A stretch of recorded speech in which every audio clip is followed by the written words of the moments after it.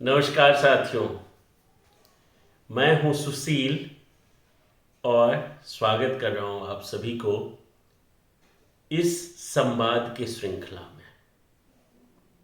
साथियों,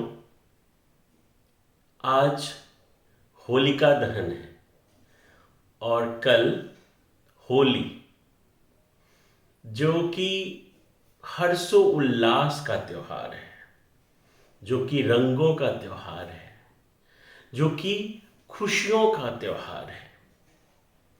होली ऐसा त्योहार है जिस त्योहार में प्रकृति अपनी सभी प्रकार के श्रृंगार करके पूरा धरातल श्रृंगार की पराकाष्ठा पे पहुंच करके इस बसंत वेला में रंग बिरंगे फूल, रंग बिरंग के गुलाल, अबीर और रंगों के साथ इस होली त्योहार का आगाज होता है।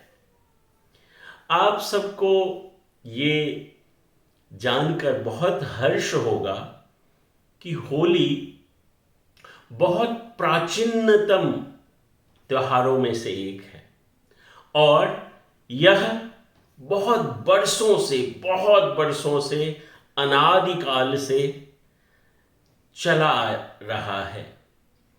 इसके पीछे कई सारी कहानियां भी है। तो उससे पहले मैं आपको बताता हूं कि होली जैसे बसंत पंचमी होता है, बसंत पंचमी यानी सरस्वती पूजा, जब स्वरों की देवी मां सरस्वती की पूजा और आराधना किया जाता है, जो कि ज्ञान की देवी है, जो संगीत की देवी है, उनकी पूजा प्रारंभ होती है।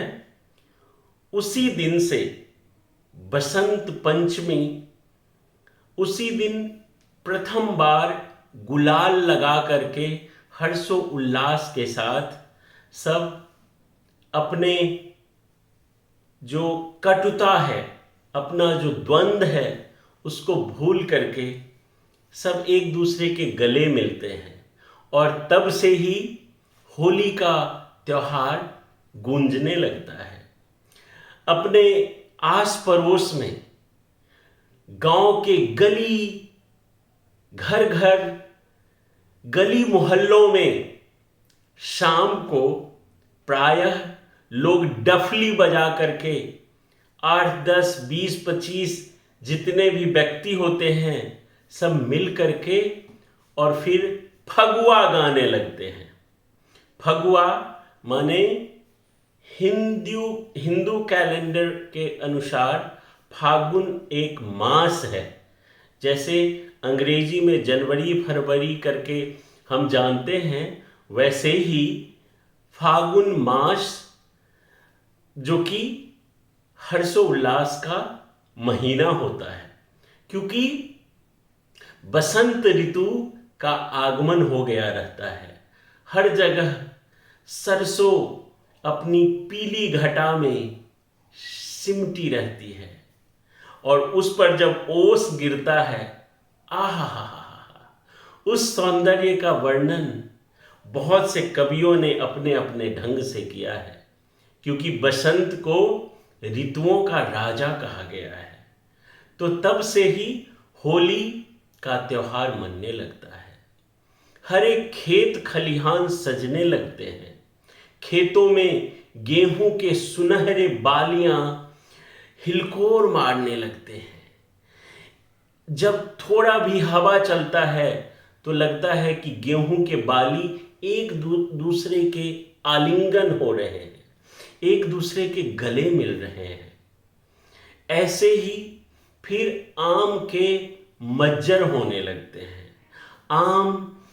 अपने आम बनने के प्रारंभिक कार्य में पहले नया नया पल्लव आता है, फिर मंजर होने लगता है, फिर टिकुला होता है, फिर आम और बड़ा दिखने लगता है और तब जा कर के आम फिर महीनों दर महीनों बाद पककर हम सबको मिलता है।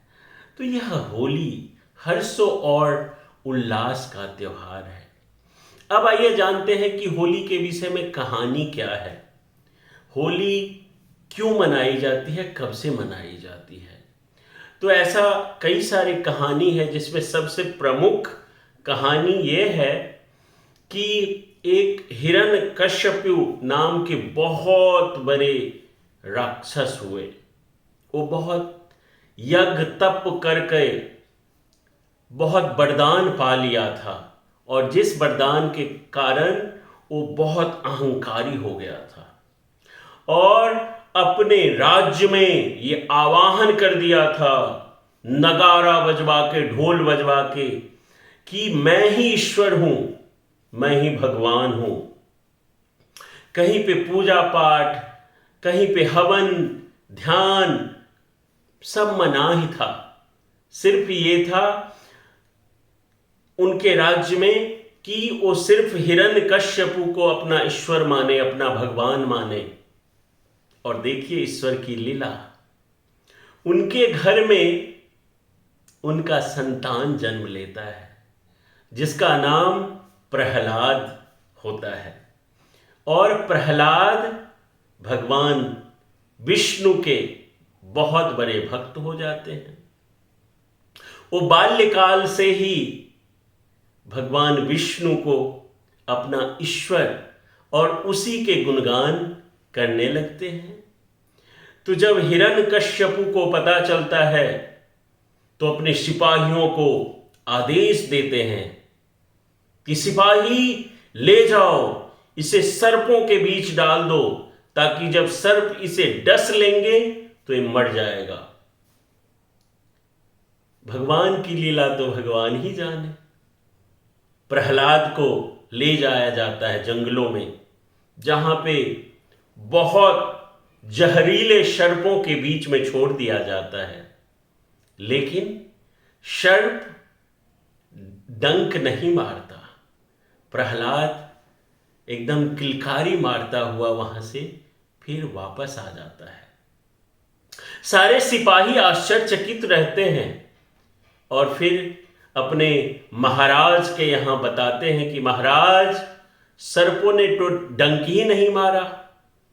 फिर बोला अच्छा ठीक है, इसे ले जाओ और हाथी के सामने डाल दो। फिर वही होता है, ईश्वर की लीला ईश्वर ही जाने। हाथी भी उसको नहीं मारता। वो गजराज अपने पीछे हट जाता है। और हटे भी क्यों नहीं, वो जो विष्णु के भक्त हैं और जो भक्त हो गए, उसका तो ईश्वर हर पल रखवाली करते हैं, हर पल रखवार हो जाते हैं। ऐसे ही फिर आदेश दिया कि पर्वत पे ले जाओ, सबसे पहाड़ के सबसे बड़े चोटी पे ले जाकर के, और फिर प्रहलाद को फेंक दो। हमें ऐसा पुत्र नहीं चाहिए जो मेरे आदेश का अवहेलना करे। प्रहलाद मुस्कुराता है और बताता है, पिताश्री, आप ये बहुत बड़ा भूल कर रहे हैं। ईश्वर आप नहीं हैं, ईश्वर तो मेरे विष्णु जी हैं।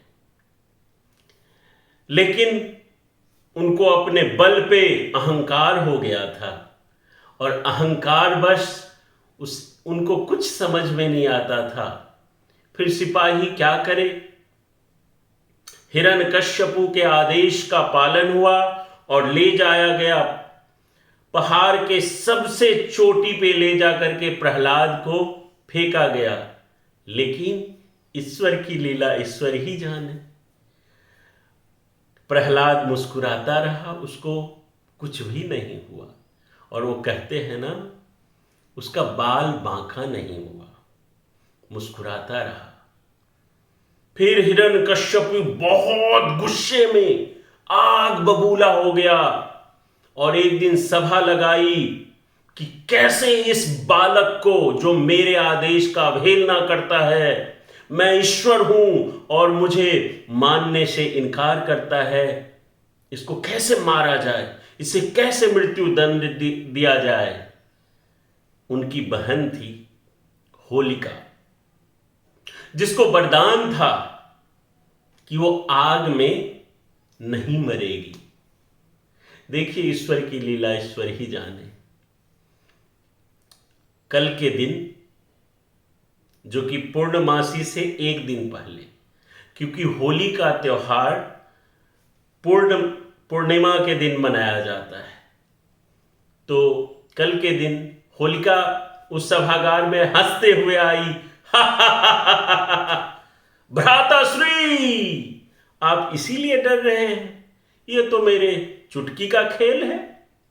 आज ही चलिए आग का चिता लगाया जाए, उसमें मैं बालक को गोदी में ले लूंगा। हंसते हंसते वो मर जाएगा, मैं तो मरूंगी नहीं। ऐसा ही हुआ, क्योंकि राजा का आदेश सर आंखों पे सभी सिपाही पूरे गांव से इकट्ठा किया गया। सायंकाल में पूरा अग्नि की प्रज्वलित पूरा लगाया गया, और फिर उसमें प्रहलाद, होलिका ने अपने गोद में प्रहलाद को लिया और वहां पे उसको सजाया गया, और प्रहलाद को बोला कि चलो आज मैं तुमको एक खेला दिखाती हूं, देखो कैसे आग से हम खेलते हैं। बोली, अच्छा अच्छा बुआ, आग से खेलना सिखाओगी? चलो अच्छा है। बच्चा था, भोला था। और वो बोलते हैं ना कि जो भोले होते हैं, जो भोला होता है, जो मन का भोला होता है, वो ईश्वर के बहुत करीब होते हैं। ईश्वर बहुत उनको अपना स्नेह प्रदान करते हैं। बस सायंकाल में पूरा सजाया गया। होलिका प्रहलाद को लेकर के अपने गोद में बैठी, और जैसे ही उसमें आग लगाया, थोड़ी देर बाद होलिका धू धू करके जलने लगी, चिल्लाने लगी, भ्राताश्री भ्राताश्री, बचाओ बचाओ। हिरण्यकश्यपु दौड़ता रहा, लेकिन किसी की हिम्मत नहीं हुई कि इस आग के ज्वाला को रोका जाए, क्योंकि उसकी ज्वाला और दुगुना, 10 गुना, 50 गुना, 500 गुना, 1000 गुना बढ़ता गया, क्योंकि आज ईश्वर और एक भक्त का परीक्षा था। होलिका धू धू करके जल गई, और प्रहलाद हंसता हुआ उसमें से बाहर निकला। इसी वजह से होलिका दहन किया जाता है। ये तो एक कहानी है। इससे हमने क्या सीखा? इससे हमें यह शिक्षा लेनी चाहिए कि होलिका रूप में जो हम सबके मन मस्तिष्क में जो जहर बैठा हुआ है, जो बुराई बैठी हुई है, उसको हम सब लोग होलिका दहन के दिन जला दें। और प्रहलाद जो कि भक्ति का स्वरूप है, जो कि प्रेम का स्वरूप है, जो कि सद्भावना का स्वरूप है, उसको धारण करें और होली खुशियों के साथ मनाएं। देखिए ना कितना अच्छा है। होली के दिन सबके घर में मालपुआ बनाया जाता है, गुजिया बनाया जाता है। ये प्रतीक क्या है? मिठास आए जीवन में, कटुता मिटे, कटुता से दूर हो करके हम सब लोग हंसते खेलते इस जीवन को जिए। यही होली है। आप सब लोगों की होली की ढेर सारी शुभकामना। अपने आस पड़ोस में सब लोग खूब मिल करके, झूम करके, जोगीरा गाते हुए होली मनाइए। और एक सावधानी बरतिए, क्योंकि आजकल बहुत सारे जो रंग है उसमें केमिकल का भी प्रयोग किया जाता है। तो सब लोग होली खेलने से पहले सुबह सुबह पूरे शरीर में बढ़िया से सरसों तेल या नारियल तेल बढ़िया से एकदम चपकोर के लगा लीजिए, और खूब धूम से एकदम से मस्ती के साथ होली खेलिए। आइए एक लाइन एक होली का छंद गाता हूं। बेदर्दा दर्दो न जाने, आँख में डाले अबीर। बेदर्दा दर्दो न जाने, आँख में डाले अबीर। आँख में डाले, आँख में डाले, बेदर्दा दर्दो न जाने, अखियन में डाले अबीर। बेदर्दा दर्दो न जाने, अखियन में डाले अबीर।